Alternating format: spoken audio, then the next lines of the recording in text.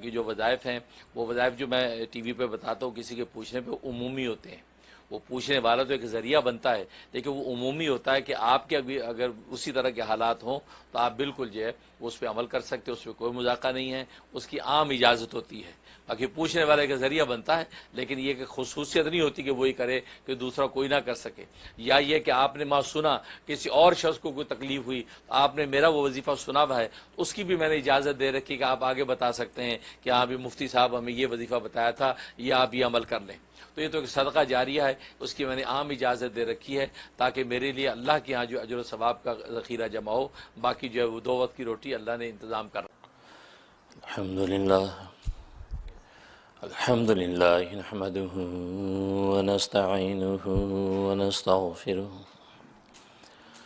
ونؤمن به ونتوكل عليه ونعوذ بالله من شرور أنفسنا ومن سيئات أعمالنا من يهده الله فلا مضل له ومن يضلله فلا هادي له ونشهد أن لا إله إلا الله وحده لا شريك له ولا نظير له ولا مثل له ولا مثال له ونشهد أن سيدنا وسندنا وشفينا وشفيع أمرنا وحبيبنا وحبيب ربنا ومولانا محمدا عبده ورسوله أرسله الله إلى كافة للناس بشيرا ونذيرا وداعيا إلى الله بإذنه وسراجا منيرا. أما بعد فأعوذ بالله من الشيطان الرجيم. بسم الله الرحمن الرحيم. لقد من الله على المؤمنين إذ بعث فيهم رسولا من أنفسهم يتلو عليهم آياته ويزكيهم ويعلمهم الكتاب والحكمة وإن كانوا من قبل لفي ضلال مبين. صدق اللہ. سب سے پہلے مشیت کی انوار سے نقش روئے محمد بنایا گیا.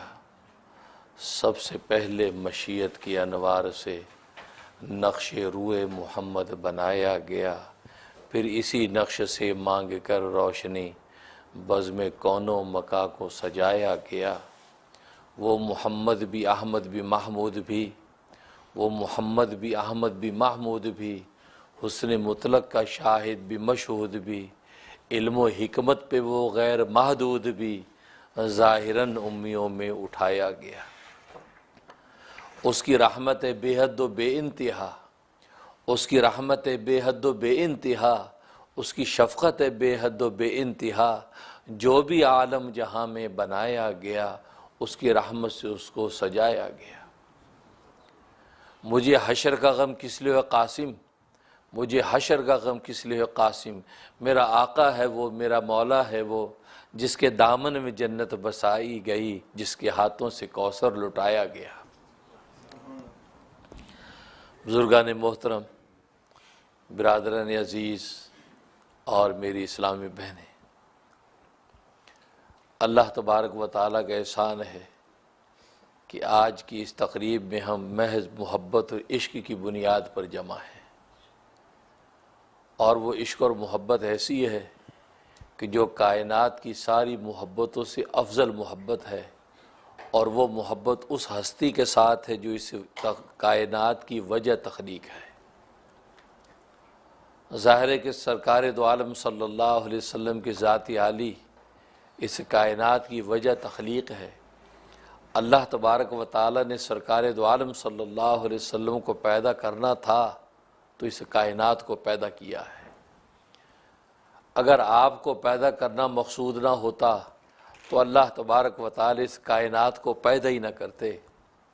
اس لیے معراج کے سفر میں اللہ تبارک و تعالی نے خود سرکار دو عالم صلی اللہ علیہ وسلم سے ارشاد فرمایا کہ لولاک لما خلقت الافلاق، اے محمد، اے میرے محبوب، اگر تو نہ ہوتا تو کچھ بھی نہ ہوتا۔ تجھے پیدا کرنا مطلوب تھا، تبھی تو میں نے اس کائنات کے جلسے کو سجایا ہے۔ میں نے آسمان کا تمبو تانا ہے، زمین کا سبز کارپیٹ بچھایا ہے، اسے تمبو کے اندر چاند سورج ستاروں کے قمقمے لگائے ہیں اور انسانیت کا جلسہ قائم کیا ہے۔ اس جلسے کے اندر میں نے مقررین بھیجنا شروع کیے ہیں۔ پہلے آدم کو مقرر بنا کے بھیجا، پھر نوح کو مقرر بنا کے بھیجا، پھر ابراہیم کو بنا کے بھیجا۔ گویا کہ اپنے وقت کے اندر ہر خطیب آ کر خطابت کے جوہر دکھاتا رہا، ہر خطیب آ کر اپنی خطابت کے جوہر دکھاتا رہا، ہر مقرر تقریر و بیان کرتا رہا، یہاں تک کہ سب سے آخر میں خطیب اعظم آیا۔ سب سے آخر میں خطیب اعظم آیا جس کی وجہ سے اس جلسے کو سجایا جاتا ہے، لیکن وہ آتا سب سے آخر میں ہے۔ گویا کہ اس کائنات کے جلسے کو اللہ تبارک و تعالیٰ نے اس خطیب اعظم کے لیے سجایا تھا۔ اس سے پہلے اس سے چھوٹے خطیب آتے رہے، اس جلسے کی ذہن سازی کرتے رہے، اس کی دلوں کی زمین کو ہموار کرتے رہے، ان کے ایمانوں کو گرماتے رہے، ان کو سلیقہ اور ہدایت بتلاتے رہے۔ مقصود یہ تھا کہ تاکہ خطیب اعظم جب آئے تو خطیب اعظم کہتا چلا جائے اور انسانوں کی دلوں میں بات اترتی چلی جائے۔ اس لیے خطیب اعظم سے پہلے چھوٹے چھوٹے خطیب آتے ہیں، ان کا مقصد خود اپنے آپ کو کہنا نہیں ہوتا، وہ اصل میں خطیب اعظم ہی کے پیغام کو آگے پہنچاتے ہیں، تاکہ خطیب اعظم جب آ کر خطابت کرے گا تو انسانوں کے قلوب پہلے سے نرم ہو چکے ہوں گے، زمین پہلے سے زرخیز ہو چکی ہوگی۔ اب جو ایمان و اخلاص کا بیج ڈالے گا تو بیج ڈالتے ہی اللہ تبارک و تعالیٰ کی محبت کے پھول پھوٹنے لگیں گے۔ اس لیے وہ خطیب اعظم کون تھا؟ محمد مصطفیٰ احمد مجتبیٰ صلی اللہ علیہ وسلم کی ذات عالی جو سب سے آخر میں آئے۔ اور آپ جانتے ہیں کہ جلسوں کے جب اشتہار لگتے ہیں اس کے اندر ایک بڑا نام لکھا ہوتا ہے، وہ بڑا نام اس خطیب اعظم کا ہوتا ہے جس کے لیے اس جلسے کو سجایا جاتا ہے، لیکن دائیں بائیں چھوٹے چھوٹے اور نام بھی ہوتے ہیں۔ لیکن جب جلسہ شروع ہوتا ہے تو اس بڑے نام والے کی خطابت شروع نہیں ہوتی، بلکہ اس سے چھوٹے ناموں والے خطیب آتے چلے جاتے ہیں۔ بالکل اسی طریقے سے اللہ تبارک و تعالیٰ اس کائنات کے جلسے کو جب سجایا ہے تو پھر اللہ تبارک و تعالیٰ نے آدم علیہ السلام سے اس جلسے کا آغاز کیا، اور ہر خطیب اپنے زمانے میں آتا چلا گیا، اور کم و بیش 1,24,000 یہ خطیب آتے چلے گئے، اور ان خطبہ عظام نے اپنے خطابت کے جوہر دکھائے، اور سب سے آخری جو خطیب تھا اس خطیب کے آنے کی خبر دیتے رہے۔ اس لیے کہ جو بھی خطیب آیا وہ آنے کے لیے نہیں آیا تھا، ہر خطیب جانے کے لیے آیا تھا۔ آدم آنے کے لیے نہیں آیا تھا، وہ جانے کے لیے آیا تھا۔ نوح آنے کے لیے نہیں آیا تھا، وہ جانے کے لیے آیا تھا۔ ابراہیم آنے کے لیے نہیں آیا تھا، وہ جانے کے لیے آیا تھا۔ موسیٰ آنے کے لیے نہیں آیا تھا، وہ جانے کے لیے آیا تھا۔ ہر پیغمبر اور خطیب اپنے زمانے میں وہ آنے کے لیے نہیں بلکہ جانے کے لیے آیا تھا، ہاں آنے والے کی خبر دینے کے لیے آیا تھا۔ لہٰذا سب سے آخری خطیب عیسیٰ ابن مریم نے آ کے یہ اعلان کر دیا، انی رسول اللہ علیکم یا بنی اسرائیل انی رسول اللہ علیکم، میں اللہ کا رسول ہے بنی اسرائیل تمہاری طرف بھیجا گیا ہوں، مصدق لما بین یدی من التورات، میں اپنے پہلے کی جو کتاب میں ہے تورات اس کی تصدیق کرتا ہوں، وہ مبشر برسول یاتی من بعدی اسمہ احمد، اور میں تمہیں بشارت دیتا ہوں کہ میرے بعد ایک آنے والا خطیب آ رہا ہے، وہ جانے کے لیے نہیں آیا، وہ آنے کے لیے آیا ہے، اس کی میں تمہیں بشارت دیتا ہوں، اس کا نام احمد ہوگا۔ اللہ اکبر، محمد رسول اللہ۔ ہاں دوبارہ لگو، غلام ہے رسول، ہاں غلام ہے رسول کے غلام۔ تو گویا کہ یہ بشارت دے دی کہ وہ آنے والا جو خطیب وہ آنے کے لیے آیا ہے، میں اس کی تمہیں بشارت دیتا ہوں، اس کا نام احمد ہوگا۔ تو سرکار دو عالم جانے کے لیے نہیں آنے کے لیے آئے، یہی وجہ ہے کہ وہ ختم نبوت کا تاج پہن کے آئے، خاتم الانبیاء بن کے آئے، خاتم النبیین بن کے آئے۔ ان پر نبوت کے سارے کمالات ختم کر دیے گئے تھے، جو کمالات سارے نبیوں کے اندر تقسیم ہوئے تھے، آدم علیہ السلام کو ملے تھے، نوح صفی اللہ کو ملے تھے، ابراہیم خلیل اللہ کو ملے تھے، یوسف حسین اللہ کو ملے تھے، موسیٰ کلیم اللہ کو ملے تھے، عیسیٰ روح اللہ کو ملے تھے، کائنات کے سارے انبیاء کو جو کمالات ملے تھے وہ سارے کے سارے کمالات وہ اکٹھے کر کے اللہ تبارک و تعالی نے محمد مصطفیٰ کو عطا کر دی۔ کائنات حسن پھیلی تو لامحدود تھی، کائنات حسن پھیلی تو لامحدود تھی، جب سمٹی تو نام محمد ہو کر رہ گئی۔ آدم آیا، نوح آیا، ابراہیم آیا، موسیٰ آیا، ایوب آیا، شعیب آیا، ہر نبی آیا، اپنے حسن کے جوہر دکھاتا چلا گیا، سب اپنے جوہر دکھاتے چلے گئے، لیکن سارے کے سارے انبیاء کے کمال کو جمع کیا تو محمد مصطفیٰ بن کے آیا۔ حسن یوسف دم عیسیٰ ید بیضا داری، حسن یوسف دم عیسیٰ ید بیضا داری، آنچے خوبہ ہمہ دارن کی تو تنہا داری۔ سارے کے سارے انبیاء کے کمالات اور حسن اللہ تبارک و تعالی نے ایک آپ کی ذات کو عطا کر دی۔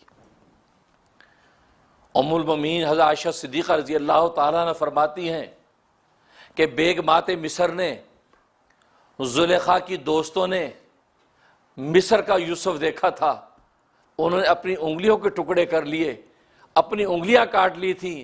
رب کعبہ کی قسم، اگر میرے یوسف کو دیکھ لیتی تو اپنے کلیجے کاٹ لیتی، ان کی زندگیاں فنا ہو جاتی، وہ زندہ نہ رہ پاتی، اپنے کلیجوں پر چھرے چلاتی۔ انہوں نے تو مصر کا یوسف دیکھا تو انگلیاں ہی کاٹی تھیں، اگر میرے یوسف کو دیکھتی تو اپنی جانیں فنا کر دیتی۔ ایسا حسن و جمال آپ کی ذات کو عطا کیا تھا۔ اور عجیب بات روایات میں آتی ہے کہ سارے صحابہ نے آنکھ بھر کر آپ کو نہیں دیکھا، آپ کے چہرے کی حسن کی تابانی اور شان اور عظمت ایسی تھی کہ سب صحابہ نے آپ کے چہرے کو آنکھ بھر کے نہیں دیکھا، بڑے خاص صحابہ جنہوں نے آنکھ بھر کے آپ کے چہرے انور کو دیکھا، اس لیے کہ آپ کے اس چہرے حسن و جمال کی اس پیکر کے اوپر نگاہیں ٹکتی نہیں تھیں، اس لیے کہ ایسے حسین سراپا دیکھنے کے لیے آنکھ کے اندر بھی تو استعداد چاہیے، آنکھ کے اندر بھی تو طاقت اور تابانی چاہیے۔ ابو بکر نے تو دیکھا تو دیکھا، عمر نے دیکھا تو دیکھا، عثمان نے دیکھا تو دیکھا، علی نے دیکھا تو دیکھا، عشرہ مبشرہ نے دیکھا تو دیکھا، لیکن عام صحابہ کتنے ایسے گزر گئے ہیں جنہوں نے سرکار دو عالم صلی اللہ علیہ وسلم کے چہرے کو آنکھ بھر کے نہیں دیکھا۔ ایسا روب دبدبا، ایسے تجلیان ربانی کا نزول آپ کے چہرے انور پر ہوتا تھا کہ کسی کی آنکھ نہیں ٹکتی تھی۔ اور یہ تو اللہ تبارک و تعالی کی لطف و عنایت تھی کہ آپ کی عمر 63 ایئر ہوئی، 63 سال آپ کی عمر ہوئی۔ حضرت انس رضی اللہ تعالیٰ عنہ فرماتے ہیں اس کے باوجود آپ کی داڑھی کے اور سر کے 10-20 بال سفید ہوئے، صرف یہ جو مادہ داڑھی جس کو بچہ داڑھی کی اس کے تھوڑے سے بال سفید ہوئے اور یہ کنپٹیوں سے تھوڑے سے سفید ہوئے، باقی ساری کی ساری داڑھی آپ کی کالی تھی۔ ورنہ 60 سال کی عمر میں بال سفید ہو جاتے ہیں۔ اس میں حکمت یہ تھی کہ اگر سرکار دو عالم صلی اللہ علیہ وسلم کی ساری داڑھی سفید ہو جاتی تو آپ کے چہرہ انور پر اللہ تبارک و تعالیٰ کی تجلیات کے اس قدر انوار تھے، اس قدر انوار تھے، اگر داڑھی بھی سفید ہو جاتی تو جو چند صحابہ آپ کے چہرے کو دیکھ پاتے تھے وہ بھی نہ دیکھ پاتے، اس لیے کہ سفید داڑھی ہو اور چہرے پہ انوارات ہو تو نور کا عالم کیا ہوتا ہے، نگاہ ٹکتی نہیں ہے۔ اس لیے اللہ کی لطف و عنایت تھی امت پر کہ آپ کے داڑھی کو کالا رکھا تاکہ کوئی عاشقان محبت وہ آنکھوں سے تو پینا سیکھ لیں، جس سے آنکھوں سے پینا ہو میری بزم میں آئے، جسے آنکھوں سے پینا ہو وہ میری بزم میں آئے، تو گویا کہ وہ آنکھوں سے دیکھ کے پیئے تو صحیح عشق و محبت کے پیالے، اس لیے داڑھی کالی رکھی۔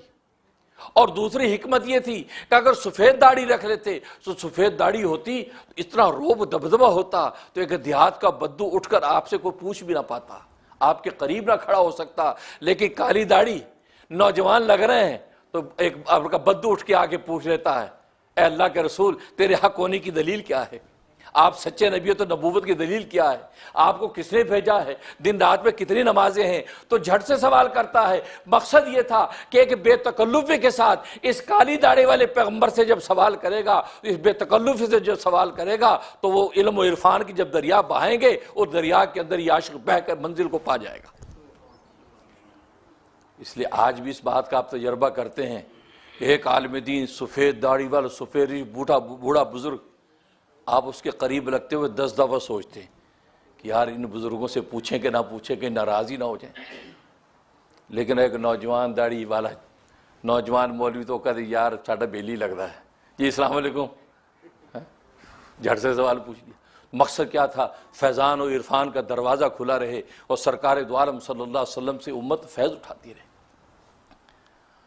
تو یہ آپ کی شان ہے، اور صحابہ اکرام رضوان اللہ علیہم اجمعین نے پھر محبت کا ایسا حق ادا کیا، ایسا حق ادا کیا۔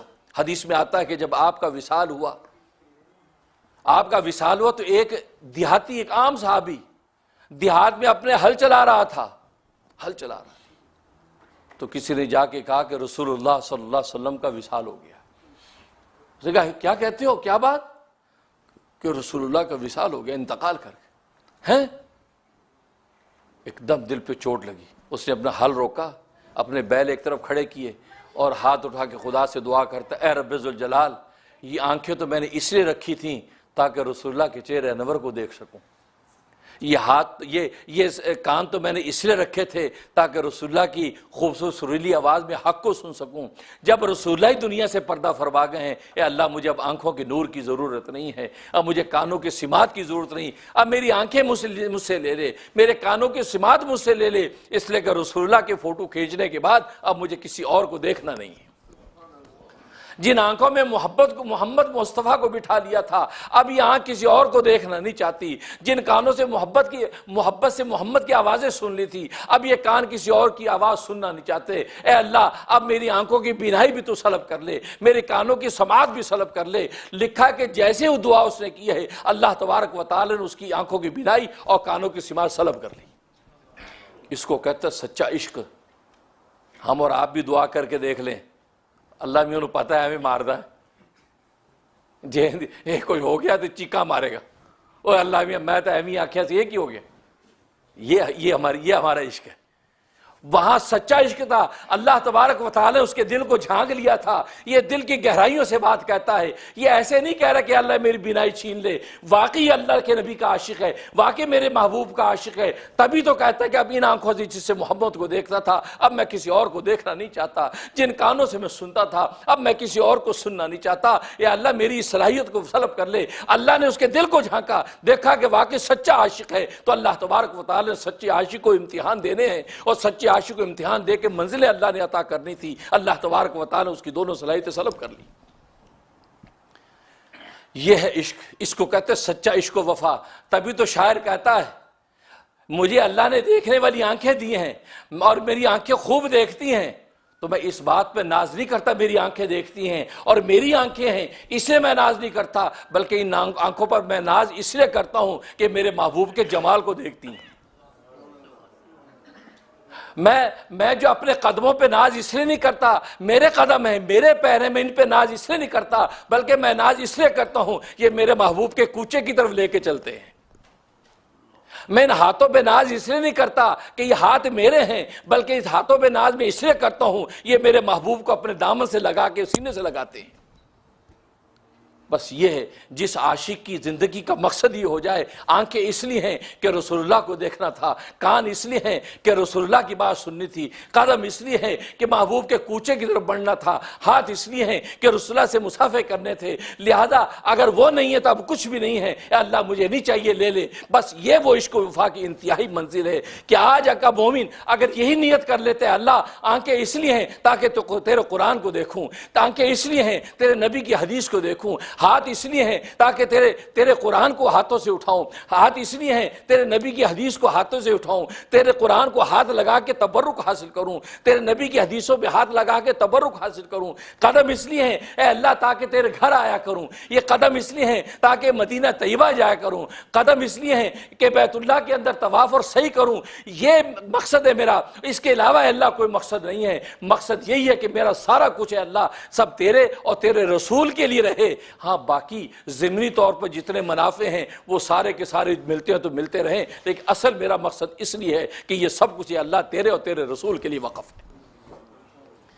بس آج مومن یہی نیت کر لے کہ میں اپنے قدموں پہ ناز اس لیے کرتا ہوں کہ مجھے مسجد کی طرف لے کے چلتے ہیں، ہاتھوں پہ ناز اس لیے کرتا ہوں کہ اللہ تیرا قرآن یہ پکڑتے، تیرے نبی کی حدیثیں پکڑتے، میں نگاہوں پہ ناز اس لیے کرتا ہوں اے اللہ کبھی تیرے گھر کو دیکھتی ہیں، کبھی تیرے رسول کے گھر کو دیکھتی ہیں، تیرے کلام کو دیکھتی ہیں، تیرے نبی کے انفاس قدسیہ کو دیکھتی ہیں۔ بس یہی میری ان اعضاء کا اللہ یہی مقصد ہے، اصل مقصد میرا یہی ہے، اس کے ضمن میں جتنے منافع وہ حاصل ہوتے تو ہوتے پھرے۔ اس کی مثال تو ایسے ہے کہ جیسے مخدوم کو پنکھا جھولتے ہیں، اصل مقصود تو مخدوم کو پنکھا جھولنا ہے، لیکن دائیں بائیں والوں کو بھی ہوا جاتی ہے۔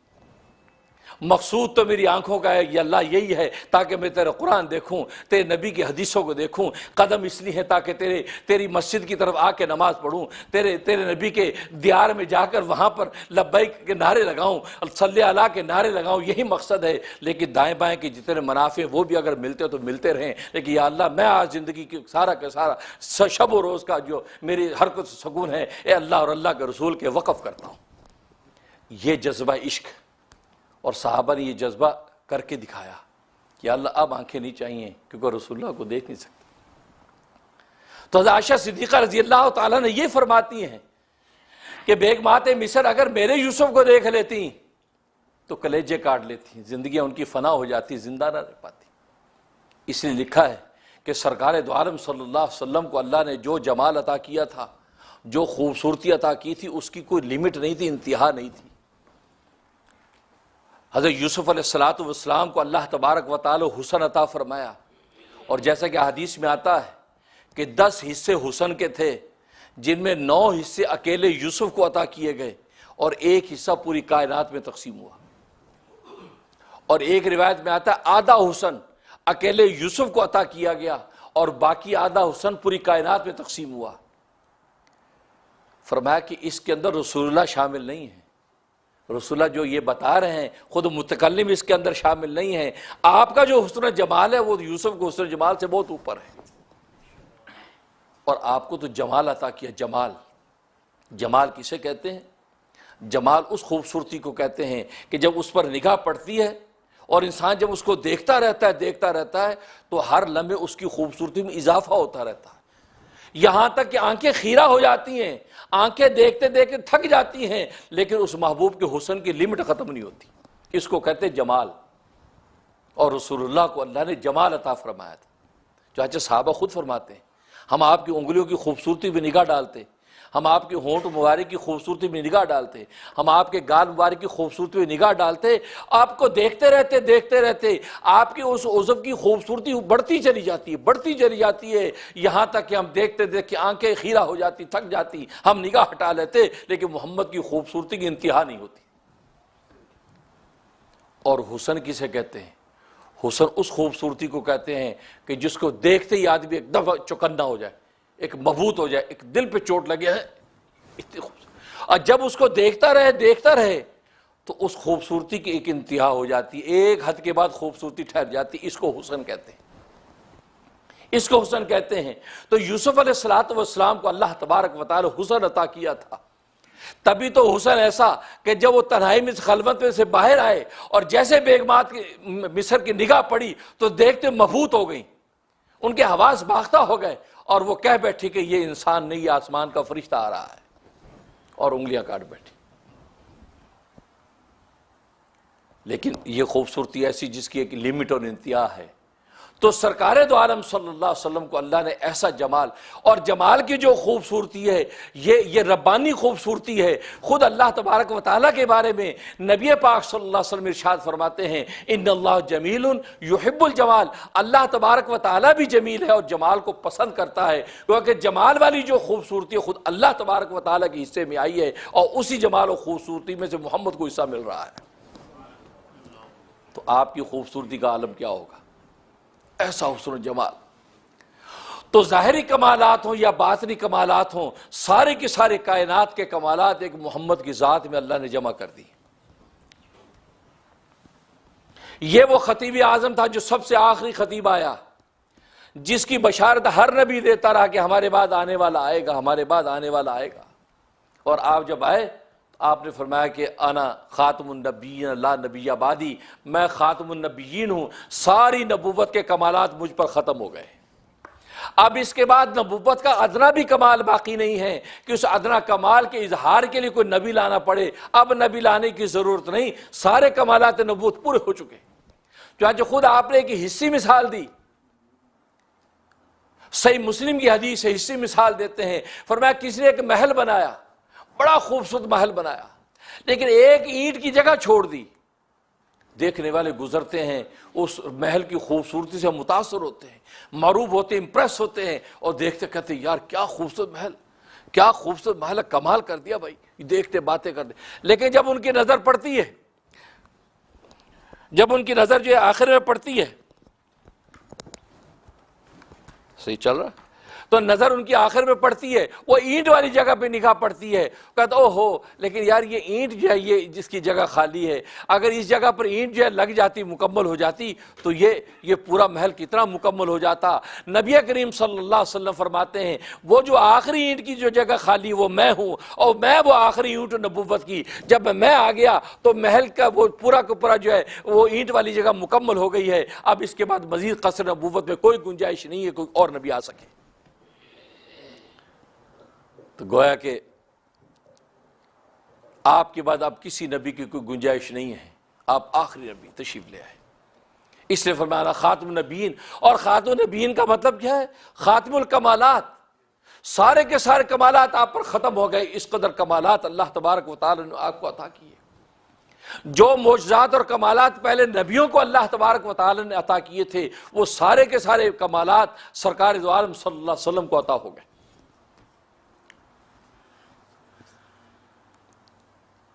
تو یہ آپ کی شان ہے، اور ربیع الاول کے اندر اللہ تبارک و تعالی نے یہ انعام انسانیت کو عطا کیا، اور 3 بڑے انعام اللہ نے دنیا میں انسانیت کو دیے ہیں، 3 بڑے انعام، ان کی مثل کوئی دوسرا انعام نہیں ہے۔ ایک انعام اللہ تبارک و تعالی نے انسانیت کو بیت اللہ کا انعام دیا، اللہ نے اپنا گھر دنیا میں اتار دیا، اللہ نے گھر دنیا کے اندر اتار دیا۔ اگر کوئی بہت بڑا آدمی یا بادشاہ وقت آپ کے محلے میں مکان خرید لے تو آپ کے لیے فخر کی بات ہے کہ نہیں، کہ ماشاءاللہ پریزیڈنٹ صاحب کا گھر ہمارے محلے میں ہے جی، انہوں نے ہمارے محلے میں گھر بنایا ہے، خام کا فخر ہوتا ہے۔ تو اللہ تبارک و تعالی نے انسانیت پر رحم کیا کہ اپنا ایک گھر دنیا میں اتار دیا، بیت اللہ دنیا میں اتار دیا، یہ ایک انعام۔ اور دوسرا انعام، اللہ تبارک و تعالی نے دنیا میں رسول اللہ کو بھیج دیا، اپنا محبوب ترین مکان بھی دنیا میں اتار دیا، اور محبوب ترین انسان بھی دنیا میں اتار دیا، محبوب ترین انسان بھی دنیا کے اندر آ گیا، سرکار دو عالم صلی اللہ علیہ وسلم کی صورت میں ہمیں عطا کر دیا۔ اور تیسرا، اللہ تبارک و تعالی نے اپنا محبوب ترین پیغام بھی دنیا میں اتار دیا، قرآن کریم، محبوب ترین پیغام بھی اللہ نے دنیا کو انسانیت کو عطا کر دیا۔ یہ 3 بڑے انعام اللہ تبارک و تعالی نے ایسے انسانیت کو عطا کیے ہیں کہ اس کی مثل کو دوسرا انعام نہیں ہے۔ اپنا مکان بھی دنیا میں اتار دیا، اور اپنا جو ہے وہ افضل انسان بھی دنیا میں اتار دیا، اور اپنا محبوب پیغام بھی دنیا میں اتار دیا۔ اور عجیب بات یہ ہے، ان میں سے کسی انعام پر اللہ تبارک و تعالی نے فخر نہیں کیا۔ آسمانوں کو بلندیاں دی ہیں، زمینوں کو وسعتیں دی ہیں، آبشاروں کو حسن دیا ہے، سبزوں کو لہلہاٹ دی ہے، پرندوں کو چہچہاٹ دی ہے، کیسے انعامات کائنات کے اندر تقسیم کیے ہیں۔ اللہ نے کسی انعام پر فخر نہیں کیا کہ دیکھو میں نے اتنے اونچے آسمان بنا دیے، کتنا بڑا احسان کیا تم پہ، کتنی وسیع زمین بنا دی ہے، کتنا بڑا تم پہ احسان کیا ہے، کیسی آبشارے کا حسن تمہیں دے دیا ہے، کتنا بڑا تم پہ احسان کیا ہے، دیکھو کو ہمالیہ پہاڑوں کے پروقار سلسلے قائم کر دیے ہیں، کتنا بڑا تم پہ احسان کیا ہے۔ کسی بھی نعمت پر اللہ تبارک و تعالی نے احسان نہیں جتلایا، صرف ایک نعمت پر احسان جتلایا، یہاں تک کہ بیت اللہ دیا، میں نے اپنا مکان دنیا میں اتار دیا، اس پر بھی احسان نہیں جتلایا، میں نے اپنا پیغام دنیا میں اتار دیا، اس پر بھی احسان نہیں جتایا، بلکہ ایک انعام پر اللہ تبارک و تعالی نے احسان جتلایا کہ دیکھو میں نے تم پر وہ انعام کیا، اس پر اللہ نے فخر کیا ہے، اور وہ کون سا انعام ہے؟ وہ سرکار دو عالم صلی اللہ علیہ وسلم کا انعام ہے۔ اللہ اکبر، محمد رسول اللہ زندہ آباد، زندہ آباد۔ اس پر احسان کیا، اور قرآن کریم میں ارشاد فرما دیا لقد من اللہ علی المؤمنین اذ بعث فیہم رسولا من انفسہم۔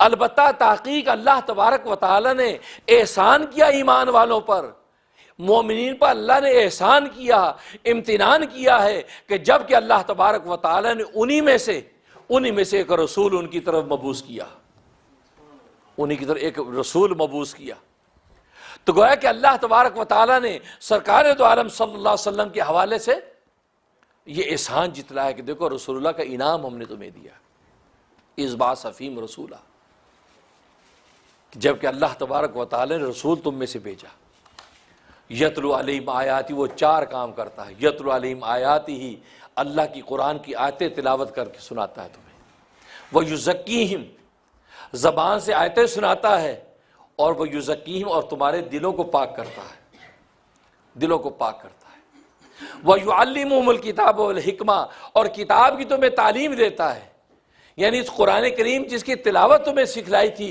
اس قرآن کریم کے معنی اور مطالب، اس کے معارف اور مسائل تمہیں بتاتا ہے، والحکمہ، اور تمہیں زندگی سے گزارنے کا سلیقہ بتاتا ہے، کھانا کیسے ہے، پینا کیسے ہے، اٹھنا کیسے ہے، بیٹھنا کیسے ہے، سونا کیسے ہے، چلنا کیسے ہے، رفتار و گفتار کیا ہوگی، اخلاق و کردار کیا ہوگا، نشست و برخاست کیا ہوگی، کہ زندگی کی ایک ایک سنت، زندگی کا ایک ایک چلن، یہ سرکار دو عالم صلی اللہ علیہ وسلم کی ذات تمہیں بتلاتی ہے۔ تمہیں تو کھانا بھی نہیں آتا، تمہیں تو پینا بھی نہیں آتا، تمہیں تو سونا لیٹنا بھی نہیں آتا، تمہاری زندگی تو ایک حیوانوں والی زندگی ہے، یہ محمد مصطفیٰ احمد مجتبیٰ آ کر تمہیں بتاتے ہیں کہ تم سو کیسے، تم کھاؤ کیسے، تم پیو کیسے، تم چلو کیسے، تم پہنو کیسے، رفتار و گفتار کیا ہو، نشست و برخاست کیا ہو، اخلاق و کردار کیا ہو، یہ محمد مصطفیٰ یہ حکمت یعنی دانائی کی اور سنت کی باتیں تمہیں بتلاتے ہیں۔ وَإِن كَانُوا مِن قَبْلُ لَفِي ضَلَالٍ مُبِينٍ، اور اگرچہ تم اس سے پہلے کھلی گمراہی کے اندر مبتلا تھے، تمہیں کچھ خبر نہیں تھی، تمہیں نہ اٹھنے کا سلیقہ تھا، نہ بیٹھنے کا سلیقہ تھا، نہ بات کرنے کا ڈھنگ تھا، نہ بات سننے کا ڈھنگ تھا، نہ تمہیں جینے سہنے کا کوئی طریقہ و سلیقہ تھا، تمہیں کچھ خبر نہیں تھی، تمہیں حیوانوں کی طرح زندگیاں گزارتے تھے، بلکہ حیوانوں سے بھی بدتر تمہاری زندگیاں تھیں۔ حیوانوں میں وہ ظلم و بربریت کے جو ہے وہ بازار گرم نہیں ہوتے تھے، جو تمہارے آپس میں جہالت کی وجہ سے بازار گرم ہوتے تھے، تم اس قدر گمراہی میں مبتلا تھے، لیکن جب یہ پیغمبر آیا تو اسے تمہارے اندر سے پاک کر دیا، ظاہر سے تمہیں سجا دیا، اور تمہیں زندگی گزارنے کا سلیقہ بتلا دیا۔ اور یہ اللہ فرما رہے لقد من اللہ علیہ، یہ ایمان والوں پر ہم نے انعام کیا ہے، بہت بڑا احسان کیا ہے۔ تو گویا کہ اتنا بڑا انعام بنا کر اللہ تبارک و تعالی نے آپ کی ذات کو ہمارے پاس پہ بھیجا ہے،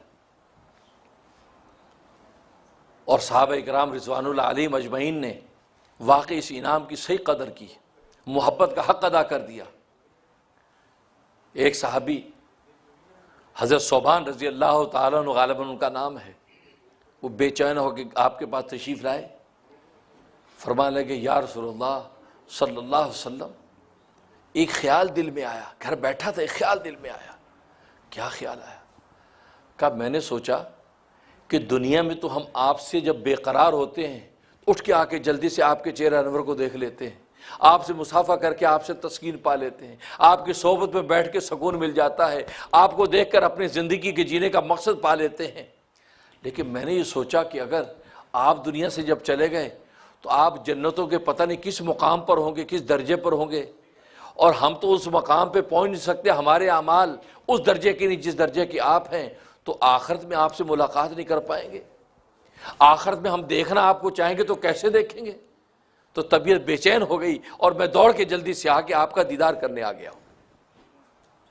دیکھو یہ محبت کا عالم بھی کہ گھر بیٹھ کے بھی رسول اللہ کے بارے میں سوچتے ہیں، اس کو کہتے ہیں محبت۔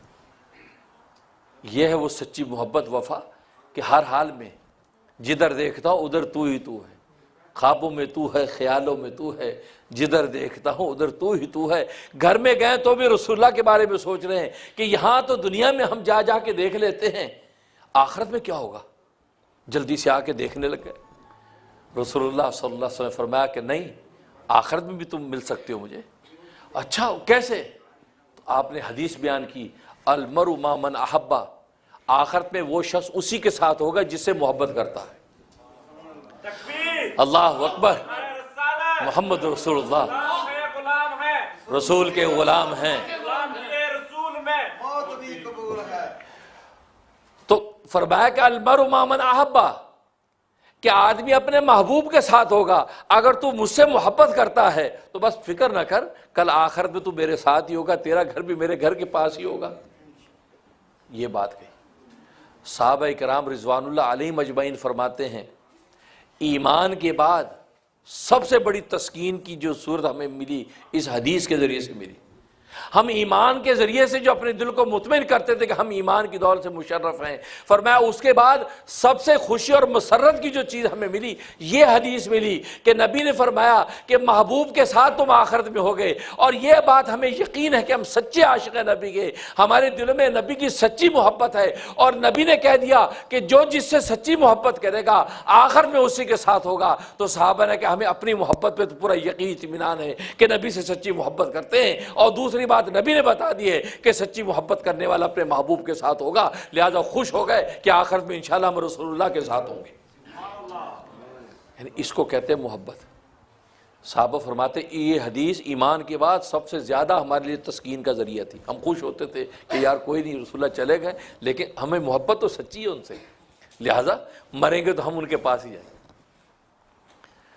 کیسی محبت! گھر بیٹھے رسول اللہ کو سوچتے ہیں۔ ابو بکر صدیق رضی اللہ تعالیٰ عنہ ایک مرتبہ بیٹھے رو رہے ہیں۔ گھر والوں کا خیریت آپ کیوں رو رہے ہیں؟ کہا کہ میں اس بات پہ رو رہا ہوں، میں یہ چاہتا ہوں کہ میں اپنا سارا مال رسول اللہ پر قربان کر دوں، سارا مال رسول اللہ پر قربان کر دوں،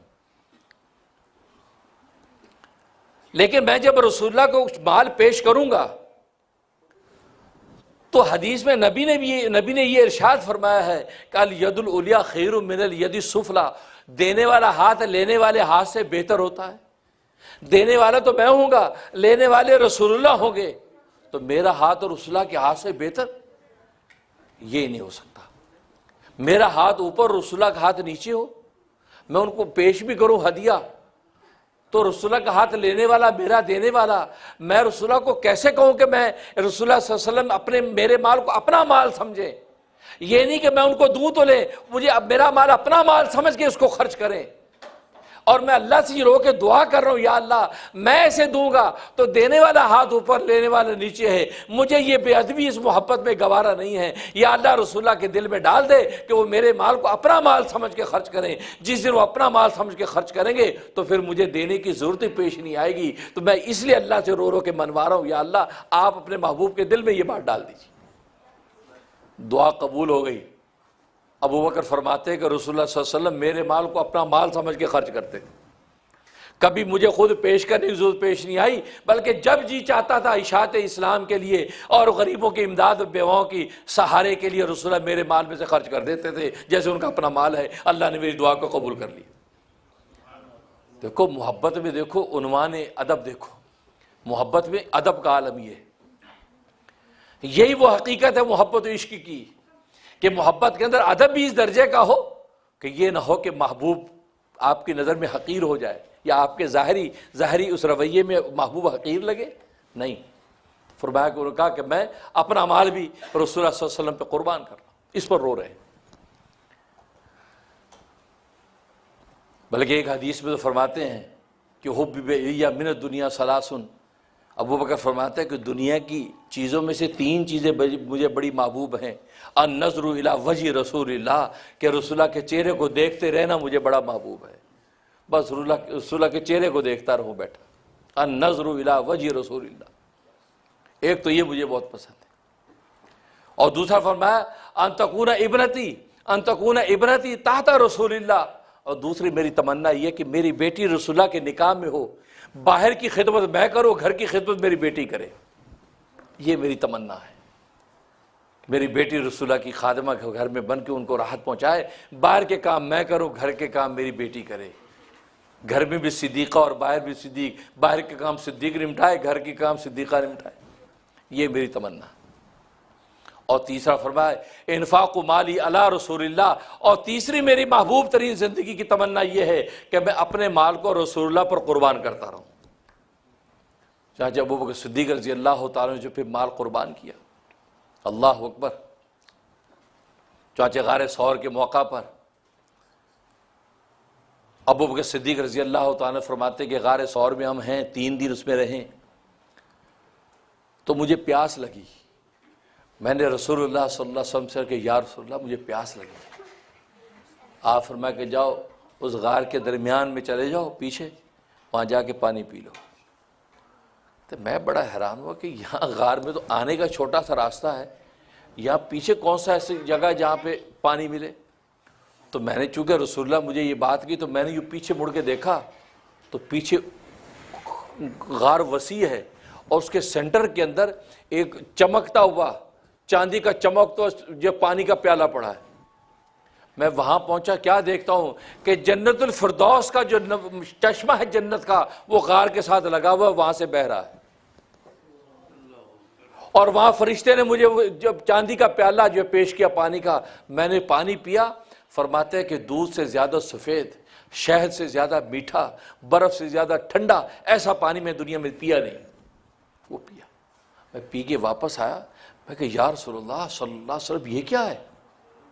آپ مسکرائے، آپ نے فرمایا کہ اللہ تبارک و تعالیٰ نے جنت الفردوس کے فرشتے کو حکم دیا کہ جاؤ جنت الفردوس کے چشمے کو اس غار کے دھانے کے ساتھ لگا دو، اس لیے کہ میرے محبوب کے یار کو پیاس لگی ہے۔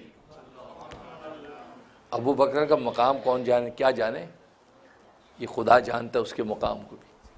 کہا کہ میرے محبوب کے یار غار کو پیاس لگی ہے، تو فرمایا کہ وہ جو جنت الفردوس کا جو فرشتہ ہے اس فرشتے نے تجھے پانی پلایا ہے۔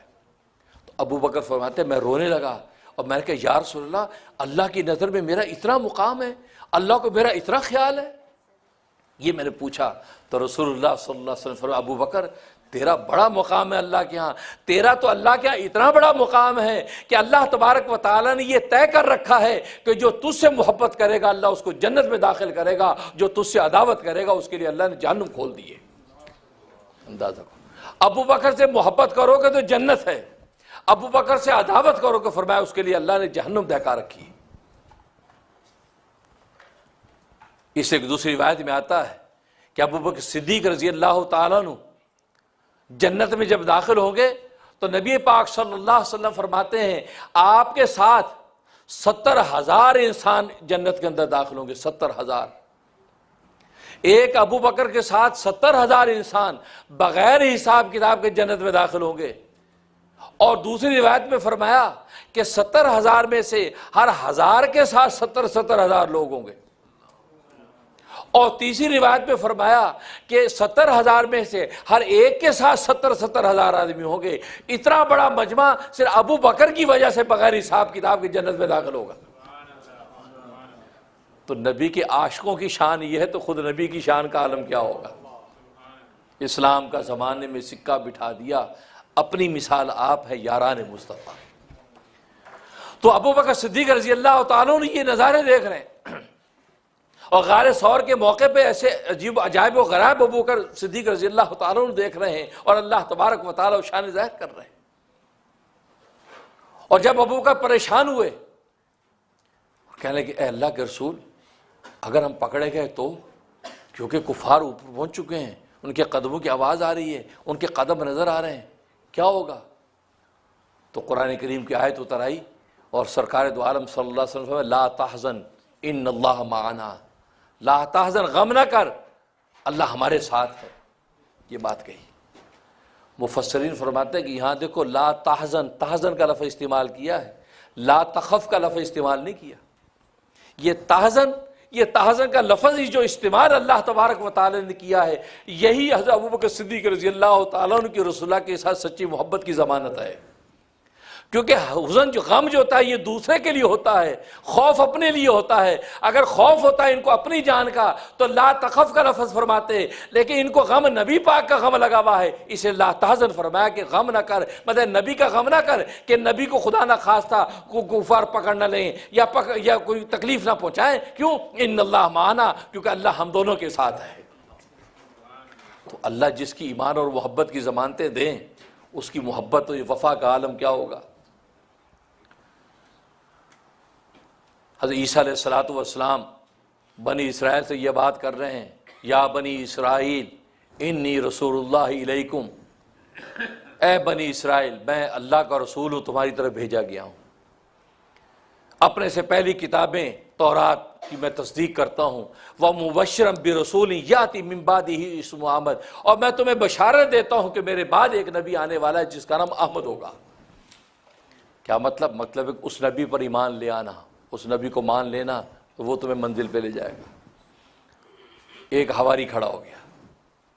آپ جانتے ہیں کہ نبی کریم صلی اللہ علیہ وسلم کے جو شاگرد ہیں ان کو صحابہ کہتے ہیں، صحابی کہتے ہیں، اور عیسیٰ علیہ السلام کے جو شاگرد ہیں ایمان لے آئے ان کو حواری کہتے ہیں۔ حواری کھڑا ہو گیا، کہا کہ اللہ کے نبی آپ اللہ سے یہ دعا کر دیں کہ میں اس نبی کا دیدار کروں، یہ جس کا بشارت آپ دے رہے ہیں مبشر برسول یاتی من بعد احمد، کہ یہ احمد کا جو آپ بشارت دے رہے ہیں اس احمد کا میں دیدار کروں، آپ یہ دعا کر دیں۔ کیونکہ یہ بات یاد رکھو، سرکار دو عالم صلی اللہ علیہ وسلم کا آسمانوں پر نام احمد ہے، زمین پر نام محمد ہے، اور یہ تو آنے والے کی خبر دے رہے ہیں نا، ابھی آنے ہیں، تو آسمانوں سے آنے والے گویا کہ وہ صاحب منصب، ان کا نام احمد اس لیے ذکر کر رہے ہیں، احمد، جو ابھی تو آئے نہیں، آمد ہے تو محمد بنے ہیں۔ آمد کا مطلب اللہ کی سب سے زیادہ حمد و ثنا کرنے والا، اور جس نے سب سے زیادہ حمد و ثنا کی اللہ تبارک و تعالی نے اس کو محمد بنا دیا کہ اس کی اپنی حمد و ثنا کائنات میں سب سے زیادہ ہو رہی ہے۔ اللہ اکبر، اللہ اکبر۔ اس لیے فرمایا کہ وہ احمد کا دیدار کر لوں۔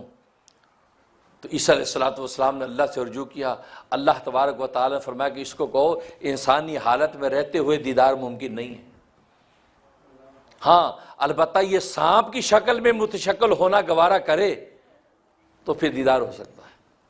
حضرت عیسیٰ علیہ السلام نے کہا کہ اللہ تبارک و تعالیٰ کا پیغام یہ ہے کہ اگر تو سانپ کی شکل میں متشکل ہونا گوارا کرے گا تو پھر تو اس کا دیدار کر سکتا ہے، کیونکہ اتنا طویل عرصہ گویا کہ 550 سال کے بعد اس احمد نے آنا ہے، اس وقت تک کسی انسان کو انسانی شکل میں زندہ رکھنا یہ اللہ کی سنت نہیں۔ اس نے کہا میں تیار ہوں، میں سانپ کے سراپے میں جینے کو تیار ہوں، لیکن مجھے محمد کا دیدار کرنا ہے۔ یہ عاشقوں کی بھی کوئی قیمت ہے، دیدار کرنا ہے۔ جیسے ابھی آپ کے وہ نعت خواں کہہ رہے تھے نا، میں مدینے چلا، میں مدینے چلا، تو اس کو کیا ناز و وفا اس پہ طاری ہے، کیا کیف و سرور اس پہ طاری ہے کہ وہ پتے پتے، اور جب ایک قریے کو بتاتا جا رہا ہے کہ میں مدینے چلا، کیونکہ وہ مدینے کا دیدار خود نبی نے فرمایا جس نے مدینے کا دیدار میری قبر کا دیدار کر لیا اسے میرا دیدار کر لیا۔ جو وہاں قبر پہ آ کے صلاۃ السلام کیا مجھے ملا، صلاۃ السلام پڑھا ہوا کہ مجھ سے ملاقات ہو گئی اس کی، کتنی بڑی بشارت۔ تبھی تو ہر عاشق کہتا ہے کہ یار مدینے جانا مل جائے مجھے۔ دعا قبول ہو گئی کہ ٹھیک ہے، اس نے کہا جی میں تیار ہوں، اور آگے وہ کیا کہتا ہے، کہا کہ اے اللہ کے نبی اللہ سے یہ پتہ کروا دیجئے، مجھے وہ جگہ بتا دیجئے جہاں پر وہ پیغمبر ڈیفینیٹلی آئے گا، لازمی اس جگہ پہ آئے گا، میں وہ جگہ جا کے بیٹھ جاؤں گا، میں اس کا انتظار کروں گا۔ تو پوچھا تو اللہ تبارک و تعالی فرمایا کہ اس کو کہہ دو مکہ کی غار ثور کے اندر جا کر بیٹھ جا، کیونکہ غار ثور کے اندر میرا محبوب آئے گا، یہاں 3 رات ٹھہرے گا۔ تو غار ثور کے اندر آ کر وہ سانپ بیٹھ گیا، 550 سال تک رسول اللہ کا انتظار کرتا رہا۔ اندازہ کیجیے، یہ ہیں عاشق۔ اور آج ہم اللہ اللہ کے رسول کے لیے کس چیز کا کتنا انتظار کرتے ہیں، ہم اپنی حالت بھی دیکھ لیں۔ مطلب نماز 2 منٹ لیٹ ہونے لگے تو ادھر ادھر گھڑیاں دیکھتے کہ یار کتنے گئے امام صاحب، یار بہت لیٹ ہو رہے ہیں، حالانکہ اب نماز کا انتظار کر رہے ہیں، کوئی بات نہیں۔ درس حدیث ہونے والا، یار کتنے گئے محدث صاحب، آئے نہیں، کوئی بات نہیں۔ اس لیے نبی کہیں گے انتظار الصلاۃ فی الصلاۃ، کہ نماز کا انتظار بھی نماز ہی ہے۔ تو ہم اللہ اللہ کے رسول کے لیے کتنا انتظار کسی چیز کا کر پاتے ہیں، ہماری حالت کیا ہے؟ اور وہ صرف دیدار کے لیے 550 سال وہ غار میں بیٹھا انتظار کرتا رہا۔ 550 سال کے بعد وہ ہجرت کا جب واقعہ پیش آیا اور سرکار دو عالم صلی اللہ علیہ وسلم جب غار ثور کے اندر اترے ہیں، تو اللہ تبارک و تعالی نے اس صاحب کو اطلاع کر دی کہ آ گیا تیرا محبوب جس کا تجھے انتظار تھا۔ اب آپ بتائیے بے قراری کا عالم کیا ہوگا اگر آپ کسی کا 4 گھنٹے سے بیٹھے انتظار کر رہے ہوں، کسی محبوب کا، کسی پیارے کا، اور اچانک ہے جی آ گئے، جی باہر آ گئے، تو آپ ہبڑ دھبڑ ہو جائیں گے، پیر ادھر پڑے گا، سر ادھر پڑے گا، اور نکلیں گے بے چین ہو کے، گرتے پڑتے او آ گیا، سینے سے لگائیں گے۔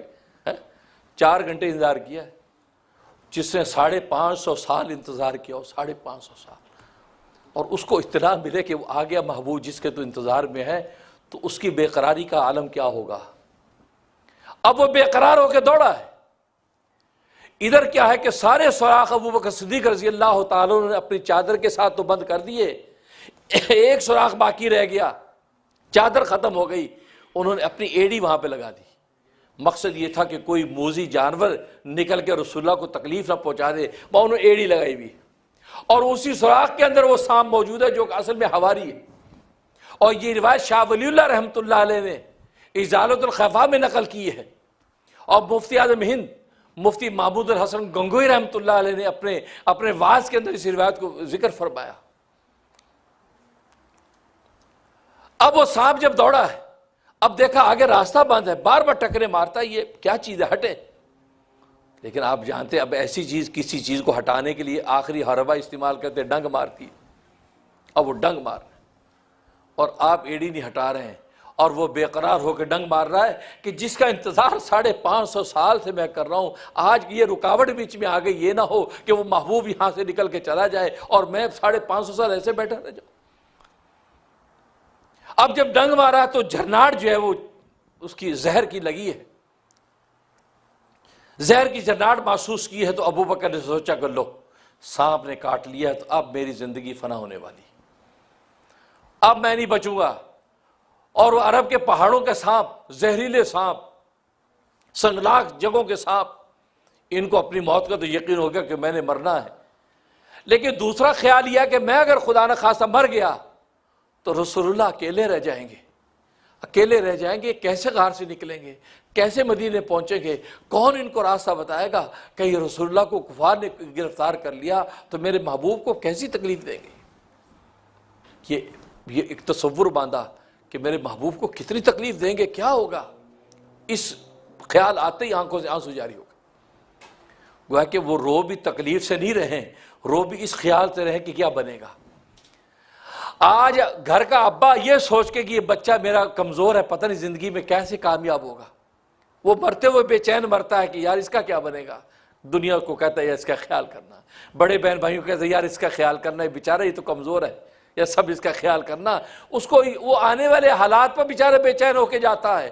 اور یہاں ابو بکر یہ سوچ رہے کہ میرے محبوب کا کیا ہوگا اگر کفار نے یہ گرفتار کر لیا۔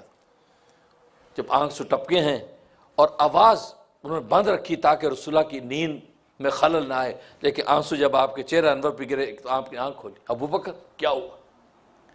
کہا کہ یا رسول اللہ سانپ نے کاٹ لیا۔ اچھا سانپ نے کاٹ لیا، آپ اٹھ کر بیٹھ گئے۔ مطلب یہ تھا کہ سانپ نے کاٹ لیا ہے، بس اب ظاہر ہے کہ میرے تو چل چلاؤ کا وقت ہے، لیکن مجھے یہ خیال آ رہا ہے آپ کا کیا ہوگا۔ آپ اٹھے، آپ نے ایڈی ادھر لاؤ، آپ نے لعاب مبارک لگایا۔ جیسے لعاب لگایا ہے ابو بکر فرماتے ہیں کہ ایسا ہو گیا جیسے کسی چیز نے کاٹا ہی نہیں۔ اللہ اکبر۔ آپ نے سوراخ کی طرف یوں دیکھا، فرمایا ابو بکر تو نے اس کا راستہ روکا، یہ تو میرے بھائی عیسیٰ کا حواری ہے جو 550 سال سے میرے انتظار میں بیٹھا، اس نے تجھے عداوت میں نہیں کاٹا، اس سے میری محبت میں تجھے کاٹا ہے۔ یہ عشق و محبت اور وارستگی میں مجھے دیکھنے کے لیے بے چین دوڑا آ رہا تھا، تیری ایڑی چونکہ سامنے تھی، راستہ بنانے کے لیے بے چین بے قرار تھا، اس لیے اس نے تجھے کاٹ لیا۔ تجھ سے عداوت میں نہیں کاٹا بلکہ میری محبت عشق و وفا میں کاٹا ہے۔ تو دیکھو عاشقوں کی بات کہ 550 سال سے انتظار ہو رہا ہے، اور ابو بکر سبحان اللہ غار ثور میں ساتھ ہیں، اور عجائبات اللہ تبارک و تعالی دکھا رہے ہیں۔ تو ربیع الاول کے اس مہینے میں سرکار دو عالم صلی اللہ علیہ وسلم کی ذات عالی، آپ کی ولادت بھی اس مہینے میں ہوئی، ولادت ہوئی تو آپ کا جمال پوری دنیا نے دیکھا، اور نبوت بھی اسی مہینے میں ملی، آپ کا کمال پوری دنیا نے دیکھا، ہجرت بھی اسی مہینے میں ہوئی، آپ کا نوال پوری دنیا نے دیکھا، اور وفات بھی اسی جو ہے وہ مہینے کے اندر ہوئی۔ گویا کہ آپ کے غلاموں کا کمال بھی اسی مہینے میں دنیا نے انسانوں نے دیکھا ہے، کیونکہ آپ کا وصال یہ بھی اللہ کا ایک انعام ہے، رحمت ہے۔ خود حدیث میں فرمایا کہ میرے صحابہ، میری حیات بھی تمہارے لیے رحمت ہے، میری موت بھی تمہارے لیے رحمت ہے۔ صحابہ کرام رضوان اللہ علیہم اجمعین نے عرض کیا یا رسول اللہ، آپ کی حیات ہمارے لیے رحمت ہے یہ تو ہم سمجھ گئے، لیکن آپ کی وفات موت ہمارے لیے رحمت کیسے ہے؟ وہ تو بڑے صدمے کی بات ہے۔ آپ فرمایا کہ میری وفات اور موت اس لیے تمہارے لیے رحمت ہے کہ جب تمہارا کوئی پیارا مرا کرے گا تو تم میری موت کو یاد کر لیا کرنا کہ جب وجہ تخلیق کائنات ہی دنیا میں نہیں رہی، وہ بھی اس منزل سے عبور کر کے گئی ہے، تو پھر میرے ابا اور اماں کی کیا حیثیت ہے؟ تمہیں صبر آ جائے گا کہ آپ کی موت بھی ہمارے لیے بہت بڑا صبر ہے۔ تو آپ کی وفات جب ہوئی وہ بھی اسی مہینے میں ہوئی۔ جب آپ کی وفات ہوئی تو آپ کے غلاموں کا کمال انسانوں نے دیکھا، ابو بکر کی صدیقی دیکھی، عمر کی فاروقی دیکھی، عثمان کا غنا دیکھا، علی کی مرتضائی دیکھی، اس لیے کہ اگر آفتاب نبوت روشن رہتا تو ستارے اپنی آب و تاب دکھا نہیں سکتے ہیں، ستارے تبھی آب و تاب دکھاتے ہیں، آفتاب جب ہٹتا ہے اب ستارے اپنی روشنیاں دکھاتے ہیں۔ اب ستاروں کی چالوں کو دیکھ کے لوگ رات کے اندھیروں میں راستے ناپتے ہیں، اپنی منزلوں پہ پہنچتے ہیں۔ اسی اللہ کی تکوینی حکمت تھی، آفتاب نبوت جب پردے میں گیا ہے، اب ستاروں نے اپنی تابانی دکھائی تو محمد نے کہہ دیا تھا اصحابی کا نجوم بیائی مقتدتم اہتدیتم، میرے صحابہ ستاروں کی مانند ہے، ان میں سے کسی کی راہ بھی پکڑو گے ہدایت پا جاؤ گے۔ اللہ اکبر، اللہ اکبر۔ تو اس لیے آفتاب نبوت پردے میں گیا، اب ابو بکر کی صدیقی دنیا دیکھی کہ ابو بکر صدیق کیسا شاگرد تیار کر کے گئے، عمر کی فاروقی دیکھی کہ واقعی عمر جیسا کیسا شاگرد تیار کیا، تو رسول اللہ صلی اللہ علیہ وسلم کے شاگردوں کے کمالات انسانوں پر ظاہر ہوئے، کیونکہ آپ کی آفتاب نبوت نے آ کے تو پوری دنیا کا اندھیرا اجالا کر دیا تھا۔ تبھی شاعر کہتا ہے نا، شاعر کہتا ہے کہ لاکھ ستارے ہر طرف ظلمت شب جہاں جہاں۔ دیکھو لاکھوں ستارے آسمان پہ ہوتے ہیں لیکن اندھیرا ختم نہیں ہوتا، اندھیرا پھر بھی رہتا ہے۔ ہاں روشنی کچھ رہتی ہے لیکن اندھیرا ختم نہیں ہوتا۔ لاکھ ستارے ہر طرف ظلمت شب جہاں جہاں۔ گویا کہ شاعر یہ کہہ رہا ہے کہ 1,24,000 کم و بیش پیغمبر دنیا کے اندر آئے ہیں، ہر دور کے اندر نبی آتے رہے۔ آدم صفی اللہ ہے، نوح نبی اللہ ہے، ابراہیم خلیل اللہ ہے، موسیٰ کلیم اللہ ہے، عیسیٰ روح اللہ ہے، یوسف حسین اللہ ہے۔ ہر نبی زمانے کے اندر ستارہ بن کے آتا رہا لیکن ظلمت شب ختم نہیں ہوئی، اندھیرا کائنات میں گمراہی کا پھر بھی باقی رہا۔ اس لیے کہ لاکھ ستارے ہر طرف ظلمت شب جہاں جہاں، ایک طلوع آفتاب دشت و نگر سحر سحر۔ ایک سورج نکلا اور سورج پورا بھی نہیں نکلا، وہ اگر جھانکتا ہی ہے تو دنیا کا اندھیرا جو اجالے میں بدل جاتا ہے۔ تو اس لیے وہ آفتاب نبوت جب آیا ہے تو پوری دنیا کی ذرا گمراہی مٹ کر اجالا ہو گیا۔ تو آپ وہ آفتاب نبوت تھے۔ اب آفتاب نبوت رہتا تو شاگرد اپنا کمال کیسے دکھاتے، نبی کی تربیت کے جوہر کیسے پتہ چلتے؟ تو گویا کہ آپ کی وفات اور وصال بھی امت کے لیے بڑی رحمت تھی، وہ بھی اسی مہینے میں اللہ تبارک و تعالی نے اس کو رونما کیا۔ تو بہرکیف اللہ سے دعا ہے کہ اللہ تبارک و تعالی سرکار دو عالم صلی اللہ علیہ وسلم کے حق کو ادا کرنے کی توفیق عطا فرمائے، اور آپ کے 4 حق ہیں امت پر، 4 حق ہیں۔ امام غزالی رحمۃ اللہ نے تو 23 کی لسٹ لکھی ہے، تو 23 حقوق ہیں، لیکن ان سب کو اگر اکٹھا کرتے چلے تو 4 میں بند ہو جاتے ہیں۔ سب سے پہلا حق محبت ہے کہ رسول اللہ کے ساتھ سچی محبت، یہ رسول اللہ کا حق ہے، اب رسول اللہ سے محبت کریں۔ دوسرا اطاعت، آپ کی تعلیمات اور پیغام کی اطاعت کریں، آپ کے حکم کی تعمیل کریں، یہ دوسرا حق ہے۔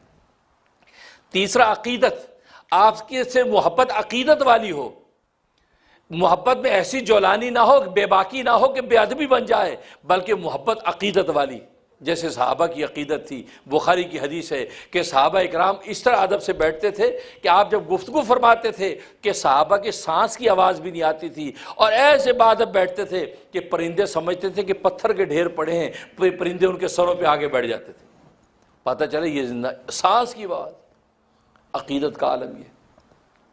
اور یہ تیسرا اور چوتھا نصرت، رسول اللہ صلی اللہ علیہ وسلم کی مدد اور نصرت ہے۔ اور نصرت کا مطلب یہ ہے کہ ظاہر ہے کہ رسول اللہ صلی اللہ علیہ وسلم جو دین لے کے آئے ہیں اور جو پیغام انسانیت کو دیا ہے، اور یہی کہا بلغوا انی ولو آیا، ایک آیت بھی اگر مجھ سے تم نے سنی ہے، ایک حدیث اور ایک حکم بھی مجھ سے سنا، آگے پہنچا دو، آگے پہنچا دو۔ یہ نبی کی دین کی نصرت ہے، اشاعت دین ہے، دفاع اسلام ہے۔ گویا کہ یہ جو نصرت ہے یہ نبی کی دین کی نصرت، فرمایا کہ یہ نبی کی نصرت، یہ چوتھا حق ہے۔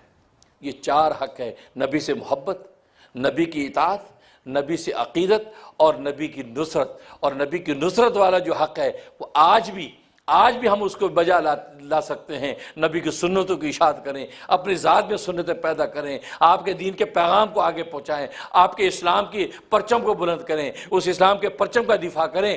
گویا کہ کسی بھی طریقے سے مال کے ساتھ، جان کے ساتھ، وقت کے ساتھ، صلاحیت کے ساتھ ہم جو بھی خدمت نبی کے دین کی کر سکتے ہیں تو یہ نبی کے دین کی نصرت ہوگی۔ اور نبی کی نصرت جب کریں گے تو ظاہر ہے اللہ تبارک و تعالی ہمیں نبی کا ساتھ عطا فرمائیں گے۔ اللہ تبارک و تعالی عمل کرنے کی توفیق عطا فرمائے۔ وآخر دعوانا ان الحمد للہ رب العالمین۔